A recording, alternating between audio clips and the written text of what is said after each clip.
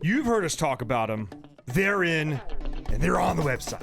Absolutely. Our brand new America's Diesel podcast, branded bills, badass, flex fit, performance material, sweat stain resistant. It literally feels like it cools your head.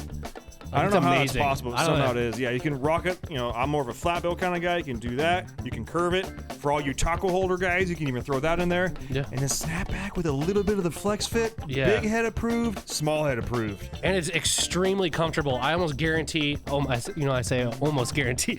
No, I guarantee this is the most comfortable hat you will ever wear. And the logo, rubber.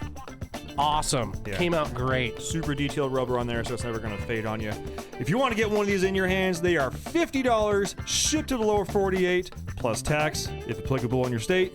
Just go on the dieselpowerproducts.com, search hat, look for the fantastic Jam and Eagle logo, pick yourself up some before they're out of stock. Yeah. America's Diesel Podcast. Brought to you by Diesel Power Products. America's Diesel Superstore. No salesman, Just enthusiasts. dieselpowerproducts.com. Your number one source for all things diesel.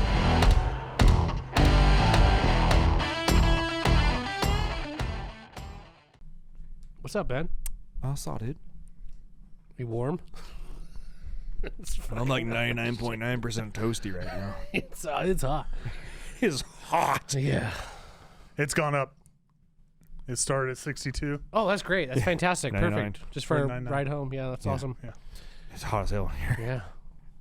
Sweat lodge. It is a sweat lodge. And it's kind of like what sucks is this is for your guys' listening pleasure. Yeah. We have no fan. We have a fan. I brought my fan from my office that rocks, but I can't run it because it's too loud. Yeah. We have a swamp cooler. Yeah. Over here. Over to my right, we have a swamp cooler that cools this room easily by 10 degrees within like 5 minutes. Yeah. Can't run it. Can't run it. We got Because a it's fan too loud for over you. by Tyler.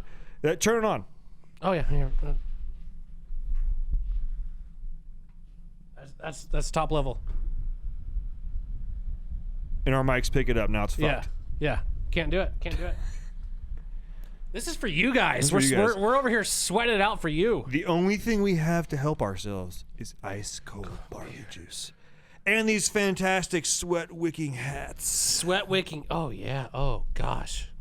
My head is so comfortable even though I'm scorching hot. Yeah. I'm sweating like a whore in church over here, but I'll tell you what. My head's comfortable. My head's comfortable as hell. Yeah. Damn. This week's podcast episode is brought to you by Fuel Bomb Diesel Additive, an additive designed for diesel enthusiasts, made by diesel enthusiasts. Ben, take it away. Hell yeah, dude. So this is our in-house Fuel Bomb fuel additive for your diesel truck. Our biggest thing here is making sure that you can pretty much always have diesel additive on you all the time. You've got a lot of other additives out on the market that they have, anti-gel in there all the time. They have cetane in there all the time. They end up being big and bulky bottles. Our standard everyday diesel fuel additive is 1 ounce per 32 gallons, and that's its main job is to make sure that your fuel system stays lubricated and prevents the formation of algae. And it should also help you in colder climates too. Should definitely help you in colder climates.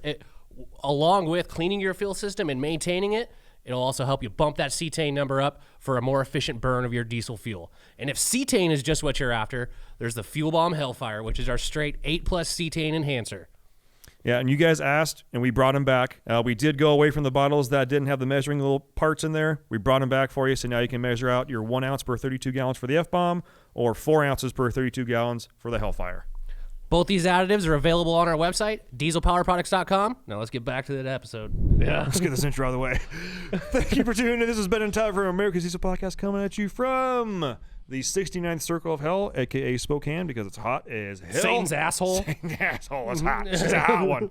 You can find us on all your normal podcast avenues, Google Play, SoundCloud, iTunes, Spotify, anywhere that you listen to podcasts. You can find us on there by searching America's Diesel Podcast. You can also find us on these social medias, Instagram, Facebook, TikTok. We do go live on our Instagram every Wednesday between 4:45, 5-ish. We film episodes every Wednesday. We usually film 2. So in between those 2, we hop on our Instagram live and have a beer with the boys, talk about other kind of stuff. The live we just got off of just now, we hatched a very elaborate scheme. Yeah. I'm not going to tell you guys, but if it works, it's going to be epic. And if you want to be part of that conversation, you got to get on the live because I do not save them and I do not post them because they are candid as hell. Yeah. If you think this podcast is candid, get on the live. You can find us on there on Instagram by searching, you guessed it, America's Diesel Podcast. And just so you know, that page is run by me. You're not going to get spammed. We don't do ads on there. Anything that gets posted is basically from my fingertips. So don't worry, it's a fun page to follow. Tyler Reviews. Oh yeah, let's keep those reviews coming in hot and spicy. I like the funny ones. Those are always good. They give me a chuckle when I see a new one that's funny. But keep those reviews coming on in on any of the platforms that you listen to a podcast on. Screenshot that review and send it to podcast@dieselpowerproducts.com, and we will send you a awesome, freaking dope sticker that looks just like the logo on our badass brand new hats, our background, and our cups, which keep our barley juice nice and fresh and cold. Yes. Lastly, if you need diesel parts for pickup, make sure and check out dieselpowerproducts.com. We've got everything you may need. If you're looking for something and you want to know if it's in stock, look for that quick ship logo. If it's there, do not fear. It's verified in stock, ready to rock. Click the button, make it happen. If you have any questions, make sure and reach out to one of our diesel technicians. They're on the phones 6 a.m. to 6 p.m. Pacific time, Monday through Friday, and they will answer any sort of questions you have. If you're a podcast listener, which you are right now, tell them. Receive absolutely nothing. Except, I will say, I am going to say this right now. Because we're going to deviate from the intro here. So if you skipped a whole bunch of the intro, which I understand why you guys do, No. tune back in. Come back in. Okay, yeah, hopefully you didn't skip that part. Because I am in a lot of chats in our intercompany chat. Yeah.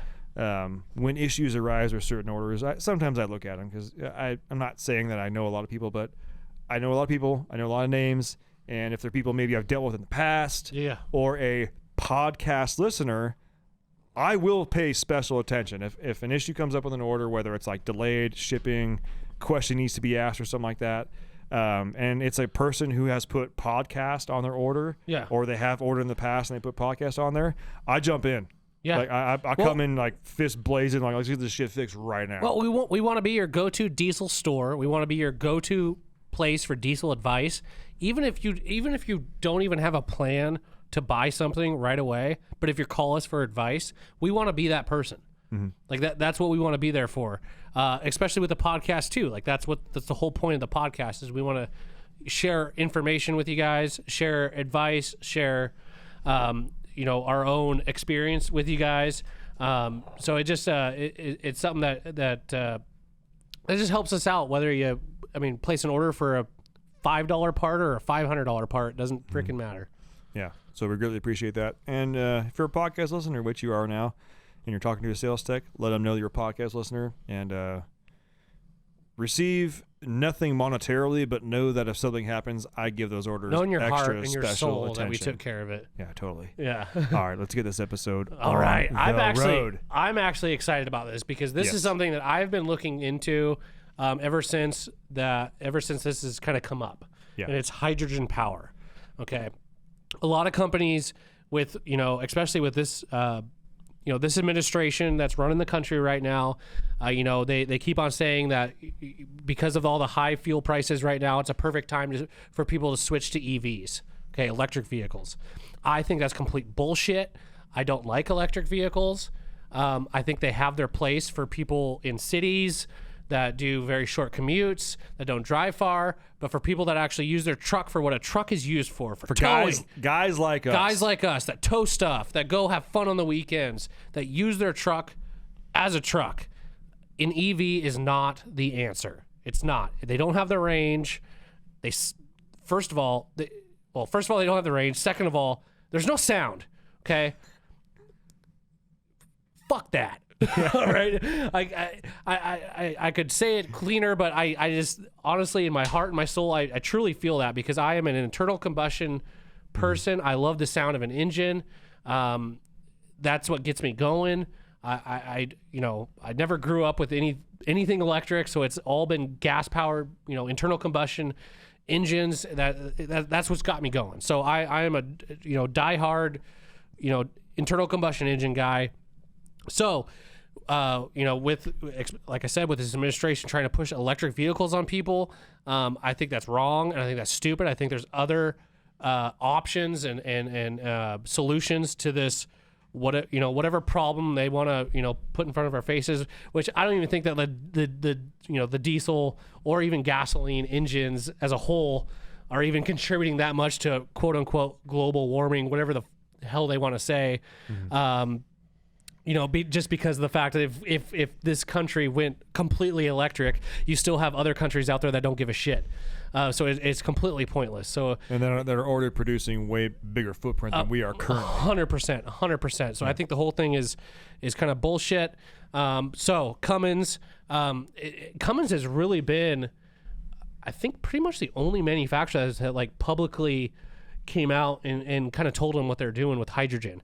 And I think hydrogen is a cool alternative as far as a fuel. I think it's been something that a lot of manufacturers have maybe at least put on the table and talked about, but it never really gets past the I'm sure there's a technical term for it as far as like when you're brainstorming and stuff like that. Yeah. But in my opinion, it never really gets past the think tank. They start crunching numbers, but they might make one prototype or they might make one small scale prototype, but it never gets anywhere past. They never go public with it. Yeah, well, there's a lot of people out there that are making hydrogen generators or like hydrogen injection, very similar to like water methanol.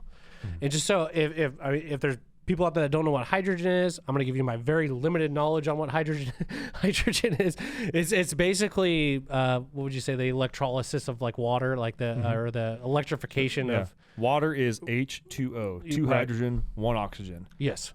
You're separating the hydrogen molecules out of the oxygen molecules and creating a hydrogen gas, which is highly flammable, that is burned as a supplement for a diesel engine or their lightest element. Look at that. It's hydrogen. It's H.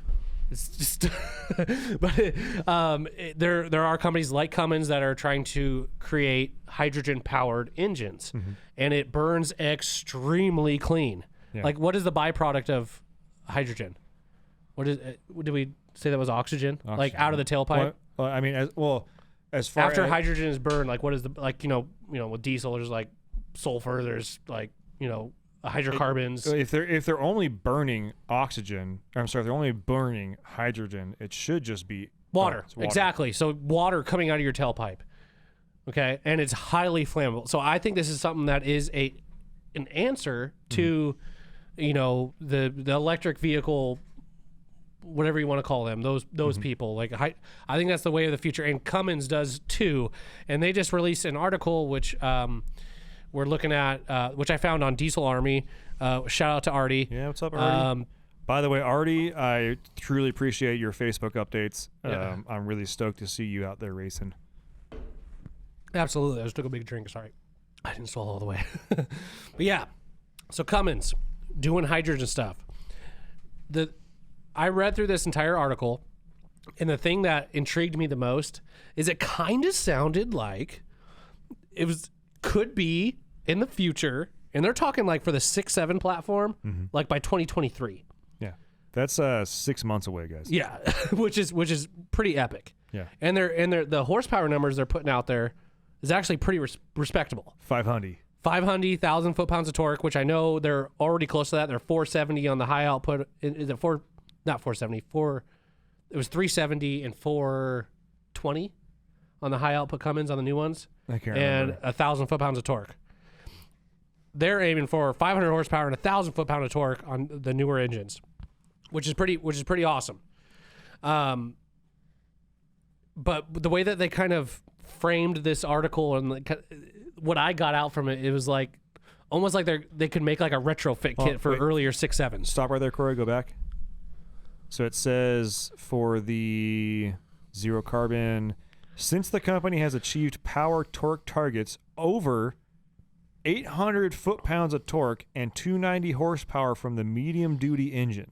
6.7. So they've already gotten that. Yeah. They've already achieved that. Which my truck right now is 370 horsepower and 850 foot-pounds of torque. Yeah, just so you guys know, a stock 7.3 is basically like a Super Duty 7.3 was like 250 crank and like 525 torque. Yeah. So they're already making a 6.7 And I know it's nothing to like write home about making more power in a 7.3. I get that. Okay, stock. Well, 7.3 especially is with shit. in comparison to the new 6.7s and L5Ps.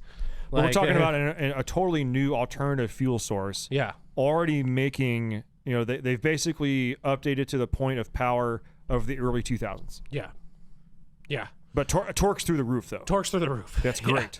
Yeah. So,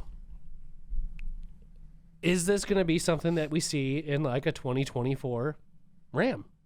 A hydrogen powered truck. And so I watched this video that's on this article. Then I also went on YouTube and I just searched like how to make a hydrogen generator is what they call it. Basically the fuel is like distilled water with a what was that freaking chemical we were talking about? So, I thought it was sodium bicarbonate.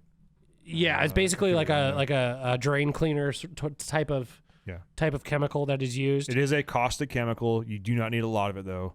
Right. But yeah, it doesn't. But could you imagine that? Is that the catalyst, like basically. filling your truck up with like a garden hose at your house? Well, no, they still say you have to have distilled Sure. water. Yeah. Essentially a garden hose. Yeah, essentially. Yeah. I mean, Well, but even then,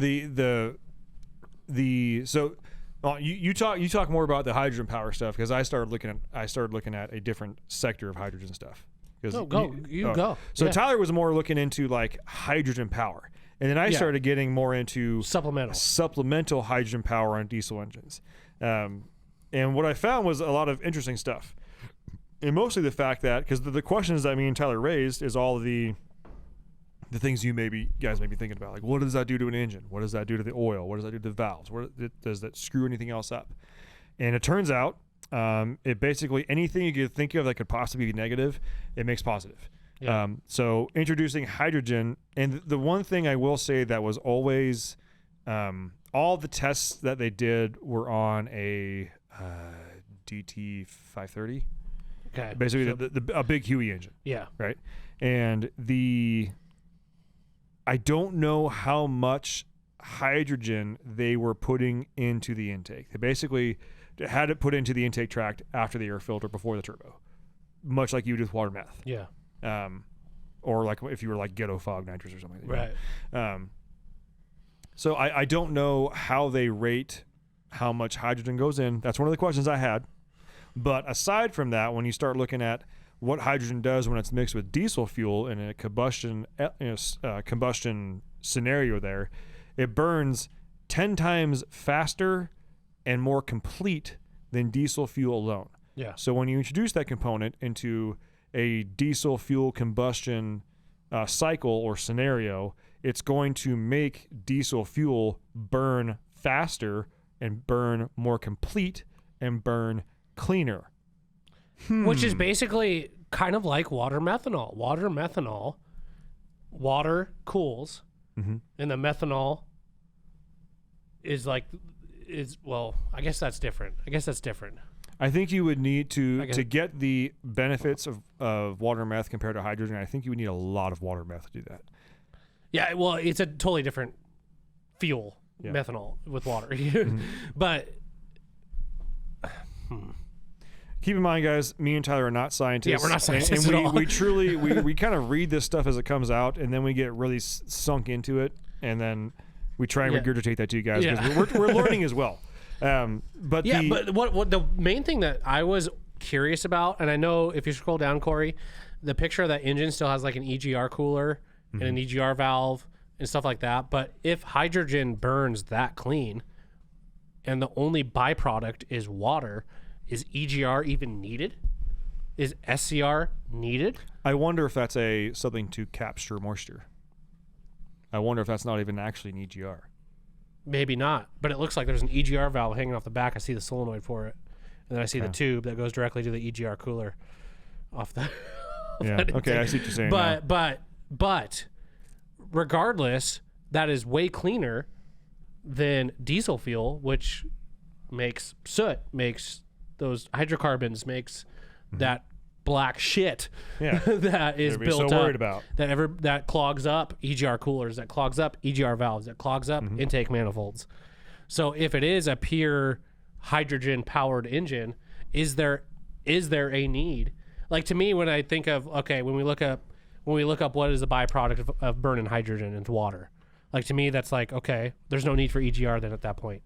Does that mean when your exhaust gets hot enough, like over 212 degrees, that basically you're producing steam? Like a steam engine, maybe? I don't know. We don't know. I don't know. we looked up. You can buy on Amazon a hydrogen injection kit for like $300. Yeah, and then still the where are we gonna find a car? We need something to dick around on. We seriously do. I would like a little diesel engine and like an old, like, because they like Mitsubishi trucks. You can get that old Mitsubishi trucks. You can get a little diesel engine in there. Something with a diesel engine to play with.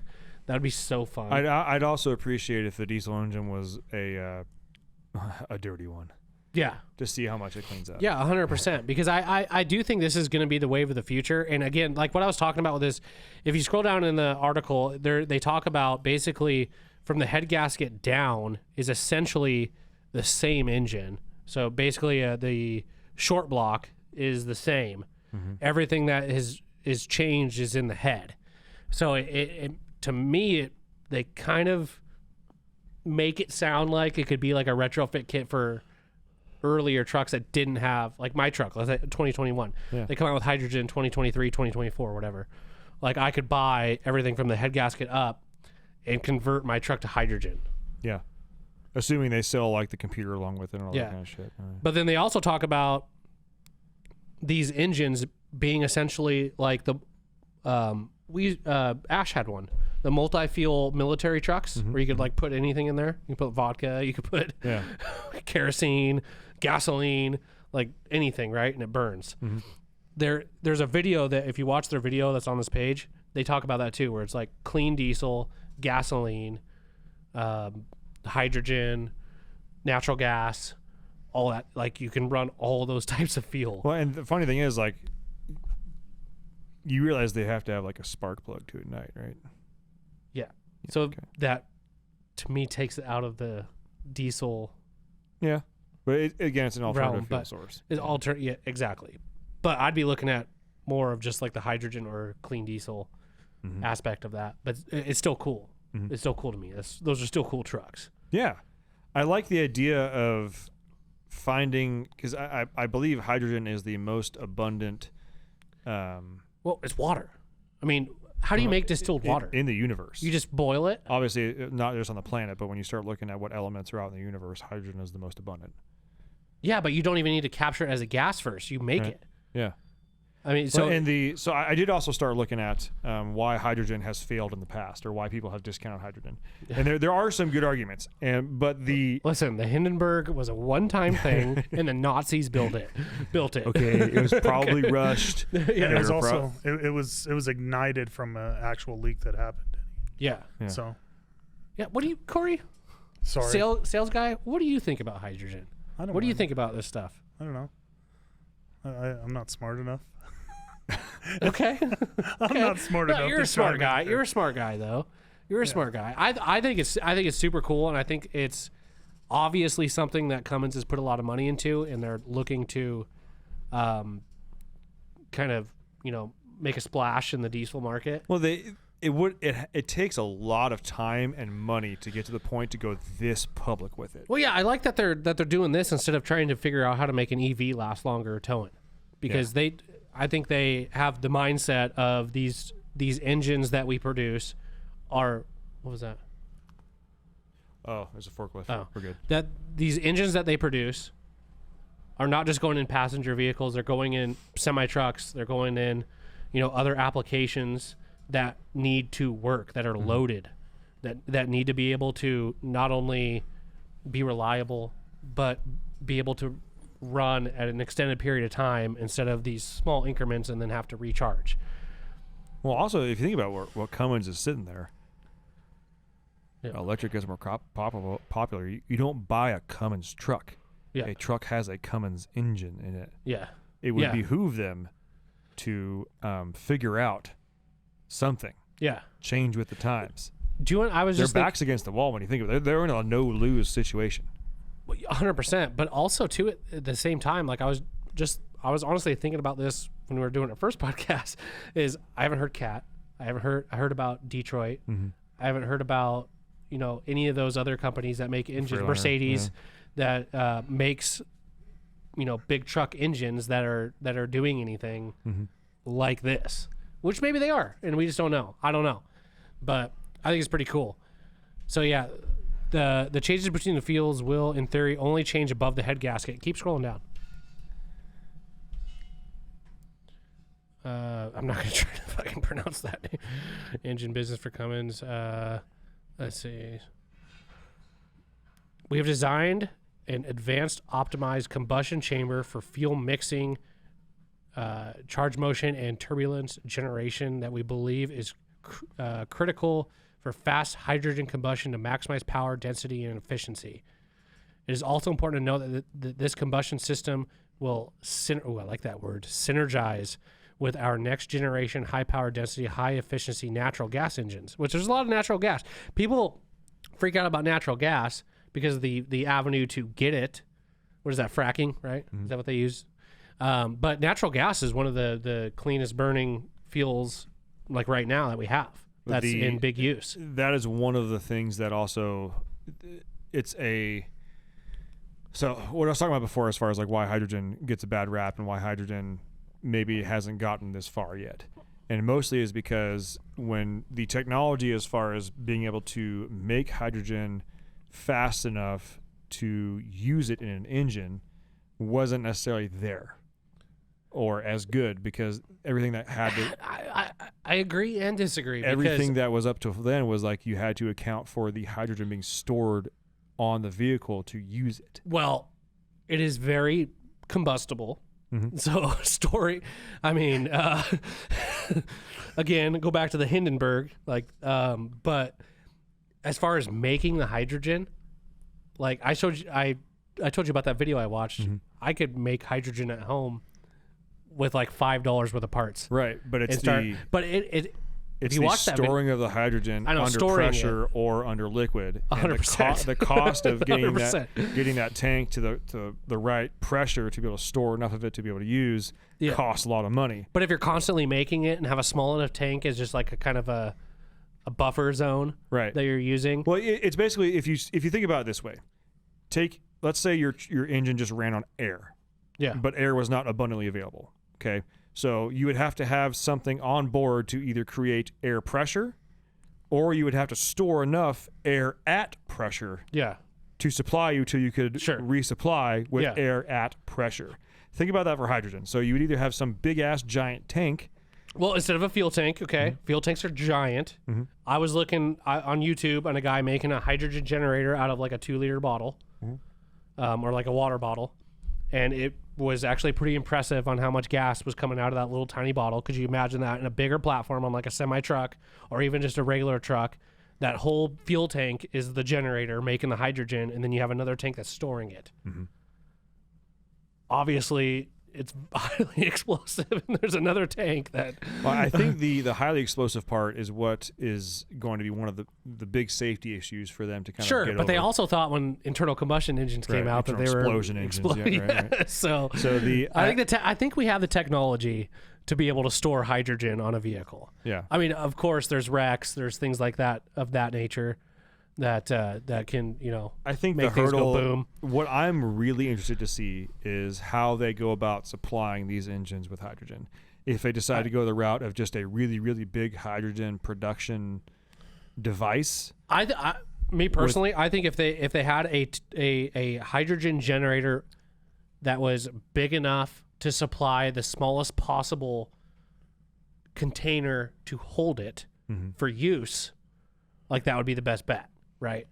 So you have this big thing making the hydrogen, but you're only storing it in the smallest possible container that is in the safest location on the vehicle. A reservoir So that the truck is fed off of. Yeah, let's say that you can't produce hydrogen when the truck is under 700 RPM or something like that. Yeah. So that you have a small enough reservoir so that when you're at idle, because at idle is at 600 or 550 or something like that. Yeah. That you can still do that. So when you hit the throttle, it goes, but as soon as it gets above it starts And pulling. these are all arbitrary numbers, by the way, folks. we have no idea what we're talking about. As soon as it gets above that, now the truck makes enough rotational power to supply enough electrical current to get the electrolysis happening. Electrical current too. That is a thing with hydrogen because I don't know how much battery you need to create that current, which I think a diesel electric system with their alternators that they have today, especially some of the high output options that are available or dual alternator setups, I think that would be enough. So when I was watching videos as far as the supplemented hydrogen diesel engines, they were stating in the comment section, I started reading through comments. Yeah. And keep in mind, this video is 10 years old. Yeah. So there's comments even up to like less than a year ago on there. People lighting off on this thing. Yeah. There was actually, I started looking at the dates of the comments. Like the video came out, there was like 2-3 years and kind of dead. And then the last like 2 or 3 years, it got really big. Oh, yeah. And then the last like 6 months, there's fresh comments on there again. Yeah. But what they claim in the video, and they have in the video, they have a truck that's been fitted with it. They show the control system, they show the tank, they show everything. But that it doesn't pull anything more than adding an extra set of headlights. Wow. Okay. So for a diesel supplement, right? Yeah, for a supplement. It just means so the truck is not running off just that. Okay. So what if for something that you want to run strictly on hydrogen? So what if you have to put a second alternator on there? Right. Or like 2 more batteries? Like, oh well. Mm-hmm. It's still better than the battery packs that are used that are like the entire freaking width of the body of like a Tesla or whatever electric car, and then you can't even work on it because you freaking kill yourself. Mm-hmm. I mean, yeah, I don't know. Ooh, idea. Hear me out on this one. All right. Okay. So you throw some solar panels on the top of this truck. No. Dude, I had the solar panel guy come by. Have the solar panel people come by your house Yeah, yet? it's totally not viable for me. Oh my God. This guy had his whole spiel. And I was like, to be honest with you, I think it's a waste of money. Yeah. The guy that came by my house, I told him, I was like, I'll be honest, man, I'm really into solar panels and green energy and whatnot, but I've crunched the numbers because I wanted to do it. I think it's really cool. I wanted to do it. The numbers were not there. No. They were not even close. Well, they'll sit there and tell you like, oh, well, the government will they'll pay for it, they'll give you, but you still have to pay for all this shit. Yeah. Like all this shit. Like and you don't get to take them with you when you move. No. And guess what? No. You the guy, I asked the guy, I was like, well, what happens if, because we're planning on moving in less than 5 years. Yeah. I wouldn't technically have these paid off in 5 years. Yeah. So do I keep paying them off for whoever's going to be here? He's like, no, you would roll that into your into the deal with a mortgage. And I was that's like if someone moves from like septic to city, like that cost. Like some people roll that into your. And then I'm sitting there thinking, like, if I was buying a house and they had a line item in there for solar panel repayment, I'd be fuck you, man. Yeah, no, that's like the first thing I take off there. I don't want that shit. Like, how much is left on there? Yeah, that price is getting deducted. Yeah. I'm not paying for your debt. Corey, scroll down a little bit more on that because I want to show you the engine that's on the test stand. Look at all that shit. Look at all that shit they got going on there. Like you could barely make out the engine sitting there, and you've got all sorts of hoses, wiring.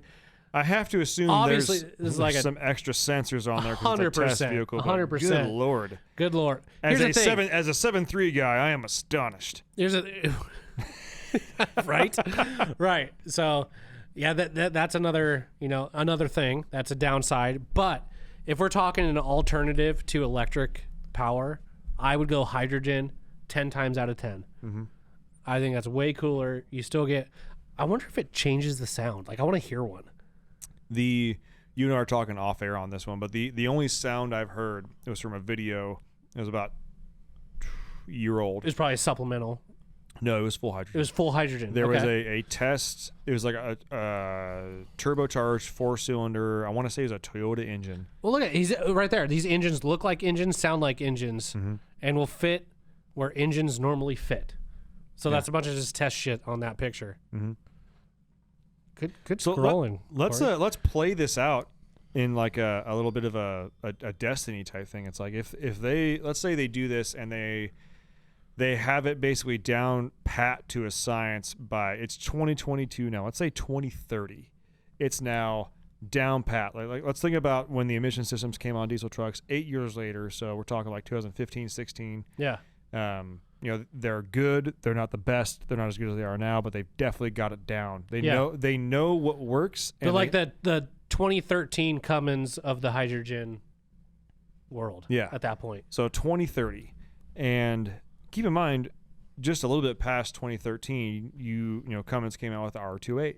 Yeah. They're like, we've got this crate engine that is able to replace anything you've ever wanted as far as the 4BT goes and stuff like that. Yeah. Small displacement. They may very well at that point, especially because for all you Ford guys, you guys may have seen this in the news or whatnot, but 7.3 Godzillas are now being sold as crate engines with 10Rs with their own operating system. Yeah. I'll tell you this much: the Excursion guys went bonkers because this is the first time, and I know we're getting off a little off topic on this one. This is the first time that a Ford transmissions are notoriously, I would say, for the most part, good, especially 4Rs and up. Yeah. Any of the R transmissions, they have a good reputation. Yeah. Especially once they're built. Once you start getting about the 5Rs, 6Rs, and 10Rs, those are the ones where like stock, fuck yeah, bud. Yeah. Sender. Yeah. But that has, its own TCM unit, which means it now opens itself up to, can you put a 10R in something else? Yeah. We don't know about that yet, but the possibility is getting a little bit greener now. But let's think about it as 2030 now. And let's say emissions restrictions have gotten extremely strict. Let's say more news comes out and they find out like, yeah, you know what? In the next 5 years, shit has really hit the fan. Shit's gone downhill. We know we still need vehicles, but we have to find a way to clean them up. Cummins is now basically in the forefront of having retrofit kits for basically any inline 6.7 Cummins and possibly more. Yeah. And also potentially retrofit kits or I don't want to say retrofit kits, or crate engine kits, like a repower kit for anything. Yeah. If they can take that information and that technology and put it on a 6.7, what stops them from now putting, they have an R28. Yeah. What stops them from making an R28 compatible with that? Now you got nothing. an R28 they high have power. The design. They a high power R28 and a low power R28 for bigger and smaller vehicles, and then they basically, the only thing they'd be missing is they have the 6.7, you have a mid range, inline 6, so somewhere around a 5.9. Yeah, around there. I mean, it'd behoove them to use a 5.9 block to work with. It'd be kind of actually badass if they brought back like a 5.9. If they we make the same power as a 6.7. We brought back the 5.9, no EGR, hydrogen power. Suck it. Yeah. and the image I immediately get in my head. Take a walk with me here, folks. Okay. The image I immediately get in my head is, if you haven't seen Interstellar, I highly recommend you see it. I love movies like Interstellar. I'll watch them 10 times and I'll feel like I need to watch them 10 more times. I love that shit. Okay. I'll read articles about that movie. I'll read articles about theories on that movie. I love it. I love everything about that type of shit. Yeah. But so that I don't remember when that movie takes place, but I know it's in the future. Yeah. Not like 5-10 years, but like future. And he's driving this like Dodge Ram dually that's just like beat to shit, and it's like the current model year for when it came out, but it's just like basically like a 50 wheelies for us now. Yeah. It's like this old, but for some reason it's still running. Yeah. I'm just imagining this, like, but 2030 we've got these like second gens and first gens with hydrogen power out there just ripping around. And you've got these, EV guys that are like stuck because they can't get any fucking power. Yeah. And here would be the nail in the coffin. Here's the nail in the coffin. Imagine that electric power is so hard to make at charging stations that they have to add generators that are hydrogen powered. Yeah. And then you've got the Cummins fuckboys like me and Tyler riding around in second and third and fourth and fifth gens with hydrogen power converted, just like middle fingers up, like ha! Just flowing beautiful, clean it's beautiful, it's clean, it's fantastic. H2O coming out of the tailpipe. just like, you want to talk about icing on the cake? Yeah. Nipples hard right now, a little bit of back sweat, upper butt crack sweat coming back into play here. Like, I told you the whole time we had the answer. Yeah. Well, I'll tell you what. With your whole comment there, the imagine we're in 2030. I don't know about you, but I wouldn't take, and I don't think any manufacturer should take this seriously, as far as like we need to, like things are so bad that we alone have to make the difference. Bullshit. Every other, China's a huge China's bigger than the US. Yes. Then there's India. There's all these other countries that don't give a shit. Yeah. They don't give a shit. They're take your trash out of your pocket, throw it in the river. Screw it. Yeah. Like, where are you dumping your oil? On the ground. Not even a hole. No, just right there on the ground. top of the ground. Where you recharging your AC at? Well, you dump it in the air, and then we recharge. Like, all these other countries, unless unless all of them are on board for something, that's the only way that anything is going to change. As far as, again, I'm kind of skeptical when it comes to this climate, even though I'm sitting in a hot ass fucking room right now. But this weather isn't anything different than what we've had in the past. We get into the hundreds, that's what it is. That's how it goes. So unless these other countries, I don't think we as an American country need to stop production of our diesel engines or our gasoline engines that are relatively efficient, especially with all these emission systems that are on these vehicles now, that we need to change anything until those countries that are the highest emitting countries change. Like, that's the only way that I can take it seriously, because for one country to just change everything and to revamp the entire, American freaking society on electric or other alternative fuel vehicles, like, I just can't take it seriously, because it's like we got me and you. We're both doing something bad, but I only get yelled at for it and I change, but you're still doing the bad thing and you get away with it. And you can just keep on doing the bad thing. Like, that doesn't make sense to me. That will never make sense to me, because those countries, especially China, like, that is such a highly congested, like, there's so many people, there's, it's a thick boy. It's a thick boy country, right?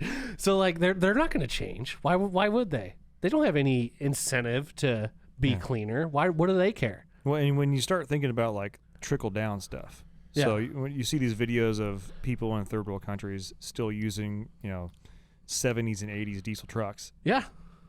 The only way they're going to stop using those is if there's a more cost effective, just as reliable, just as robust platform that they're using to continue doing what they're doing. Yeah, and the main reason they're using them right now is because they can still find parts for them, or they can still make parts for them. Yeah. And there isn't, again, a cost-effective solution. So even if we have a retrofit kit, some guy who knows that his truck breaks down once a month and he has to spend the U.S. equivalent of $800 to fix it, as opposed to a $30,000 retrofit kit, he's not going to do the retrofit kit. Yeah. That guy isn't going to start running a hydrogen engine until the technology is 45 years old. Yes. And he can, where it makes sense. It's trickled. Where it makes sense. Well, but it's the trickle down thing. Yeah. Like, if it made sense for them to all run nice new equipment financially, they would. Or if they could get their hands on it, they would. Yeah. But they can't. It's not going to happen. It's not going to happen. It's not going to happen. All this bullshit talk about doing cleaner energy and that, like, it's only a certain group of people that are doing that, that are affecting so many industries and so many people that they don't even they don't even talk to. They don't even realize that even exist. Like, tell me the last time some liberal real like hard in the paint freaking environmentalist has actually talked to a truck driver. Yeah. It doesn't happen. No. It doesn't happen because they don't want to be questioned on their, because they have they're the higher up. They have the knowledge and they know what's going. Yeah. They just no, it's bullshit. It's bullshit. We're diesel guys. We know what works, and unless you come up with something that works in the same plane or better than what we already have, you ain't changing my mind. No. Yeah, this is the only way that I would change my mind on electric vehicles. If someone told me tomorrow that you could have your same size truck, okay, same horsepower, or more horsepower, more torque, but I can get you 200 more miles per charge, which would be the equivalent of per tank, every time reliably. Then I would look at it as, okay, that is an alternative option that could possibly be beneficial. But they're not even close. No. I fill my truck up. I have an 800-mile range. Yeah. 800 miles. I believe I saw a post by Lumina Duties that said the Lightning pulled a trailer. Yeah, how long? 85 miles. Okay. That is complete and utter bullshit. Actually, I don't know if it was a Lightning, but it was. It doesn't, but it doesn't matter. But they don't even the big engines that they're talking about are like 200 tops miles. Like that's nothing. That is nothing. That doesn't fix any problems. That slows down everything. Well, like where you expect me to stop after 200 miles and have to sit there and charge for overnight or whatever, however long it frickin' takes, and then I can only go another 200 miles. Like that is bullshit to me. Whereas a diesel truck can go 800 miles. Like, we're just going to use my truck as an example. I can go 800 miles on a tank. Like, you can't beat that. Like, I could go, by the time you are empty, charged, 3 times, it would take 3 times. Yeah. Full, empty, charge, full, empty, charge, full, empty, charge, full, empty, charge. Now you're there. 4 days. I made it there in 1. Well, and also think One about and done. think about how, let's say you could charge in 30 minutes, 45 minutes. So I did watch a video from Because I can fill my tank up in about 15 seconds. No, not 15, but in about 5 minutes, I can fill my tank. I would say for a fuel stop on your truck with what you're doing, from the time you exit the freeway to getting on, if you're truly just filling up, 20 minutes. Tops. And I'm talking like tops. That's going to the gas station, taking a piss, and grabbing a drink and a bite to eat. Yeah, that's. Well, I don't know. I wouldn't even say that. When I'm talking like literally once your tires leave the freeway. Yeah. So sitting at the stoplight, the turn, finding a pump, scanning your card, the actual filling up. 20 minutes. 20 minutes till your tires are back on the freeway where you left 20 off. minutes. 20 minutes. Yep. And then I can go another 800. Another 800. So I watched a video from, I can't remember the name of the channel, but I'm sure we've all seen him because he comes up on Facebook a lot. But he did a long road trip from East Coast to West Coast in a Tesla. Oh. And he documented, he's one of those guys that just like, he does, I got to make sure I find who he is. Because he does really good like whiteboard stuff and talks about turbochargers, brakes, how much fuel you use at idle. Like I want to say it's like real engineering, rear mechanics or something like that. And he documented his trip from East Coast to West Coast. Even I'm talking like how much his gear weighed. Yeah. And he always wanted to have, between fill-ups for his Tesla, he was wanting to have a minimum 15%, buffer zone with the battery left and whatnot. Sure. And he literally documented like, I stopped here. I was on the charger this long. I got back on the road. I went this far. I was on the charger this long. We did this. We did this. We did this. We did this. And it was basically an average of about 200 miles or so every time he was stopping. And he was usually there for about, I think the average he saw was like 30 to 60 minutes. Yeah. And that's with like using the supercharger feature on a Tesla, which if you've never seen a Tesla supercharge, it's like it's like out of the movie. Like you plug it in, you watch the battery be like, Sure. But that's also, he's not towing anything. He's Right. not. It's just a passenger vehicle. it was him, a person, and all of their. Let me ask stuff. you this. What do you think, what piece of technology right now has the best battery?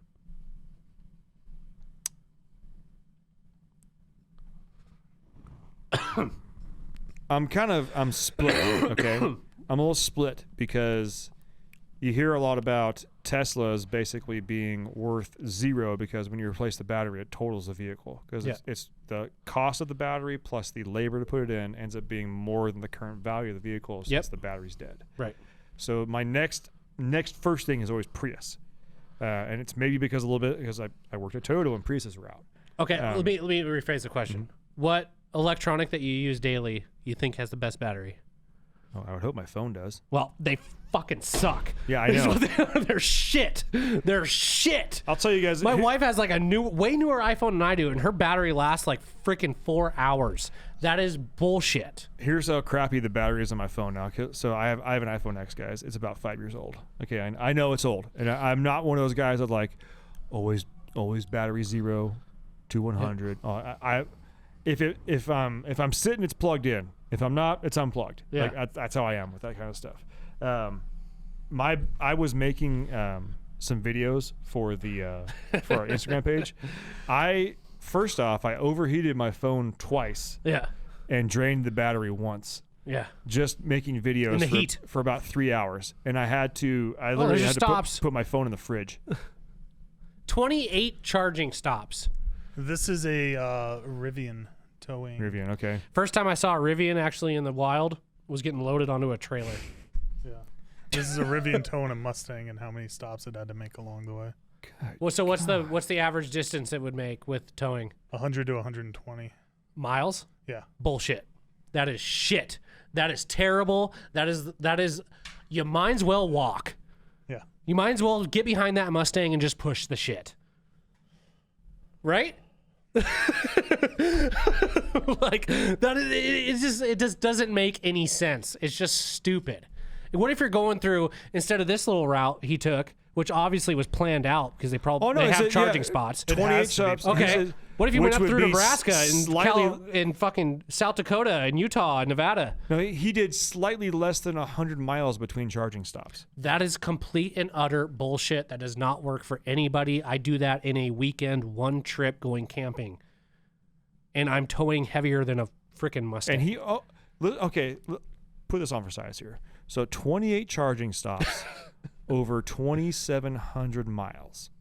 So quick math there does. If you're going 100 miles an hour, that means which you're not on which you're not obviously, but it's basically it's about a stop every 100 miles.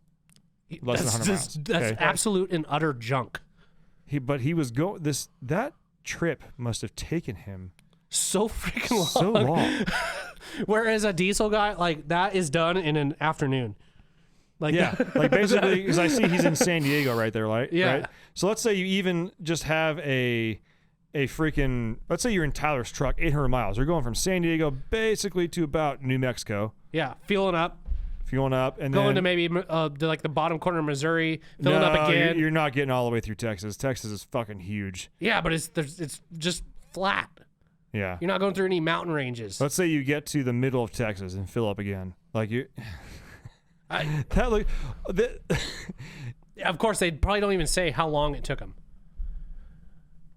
Okay, so every 100 miles would take an hour to an hour and a half, and then charging would take another hour.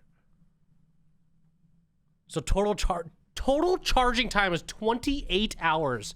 A day wasted sitting at a shitty bank, gas station, wherever the hell the charging station. They're in the weirdest freaking spots, by the way. Charging stations. Have you noticed that? Yeah. Weirdest spots. Like, I roll up to my bank. They just open up a Washington State Employees Credit Union on Francis. Mm-hmm. There's a charging station there. I'm like, that's weird. That's a weird spot. I guarantee they get a tax rebate or something like that. Some sort of spit. There's the two that I know of are at banks. I've never seen a charging station at a gas station. Well, I guarantee you Like Maverick needs to like install charging stations if this is going to be a big thing, because Maverick actually has a nice little food court little area. Yeah. I like Maverick gas stations actually. I do like Mavericks. Oh, all right. Well, we're getting close to an hour. I didn't think this one would take that long. So Getting kind of fired up, alternative- getting all sweaty. It does get me fired up. Alternative Yeah. fuel sources, hydrogen. I think it's really cool. I am definitely, as far as like my immediate fixation, I am immediately fixated on the hydrogen supplemental to diesel. Yeah, anything if you tell me there's something that's highly explosive that I'm running through my engine, hell yeah.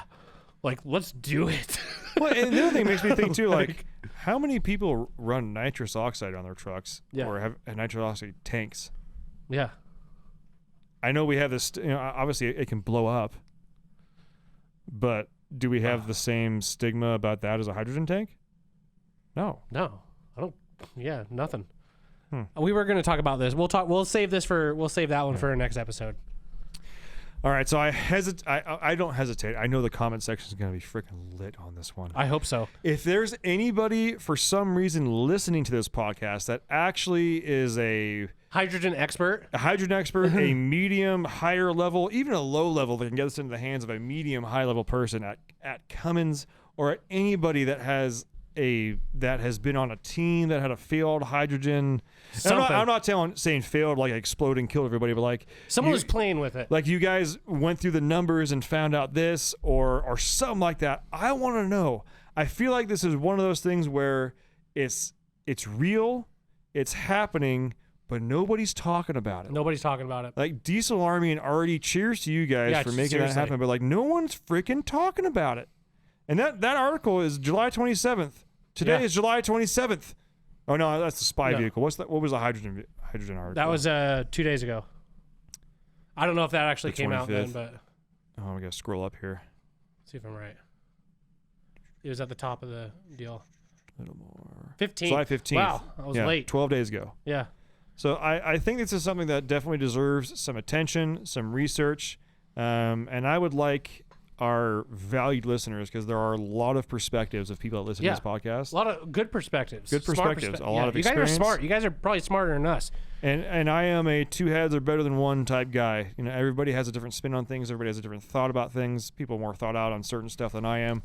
I want to hear about it. I think we should get this discussion lit. I think we should make enough noise to where someone feels the need or the want to talk to us. Yeah, That would be freaking awesome. Hell yeah. So that's going to about wrap this one up, guys. This is probably one of my favorite ones we've done about being on the ball and progressive, and I think it's really cool. Yeah, we're progressive. Progressive. Not in the way you think, though. Not in the way you think. Hell yeah. Thanks, guys. Bye. Well, go ahead, Tyler. Finish this one. That's it. That's all I got. Go for it. Thanks for listening. You got it. Stay classy. Stay classy. Bye. Thanks for tuning in. Make sure to subscribe and check us out at dieselpowerproducts.com.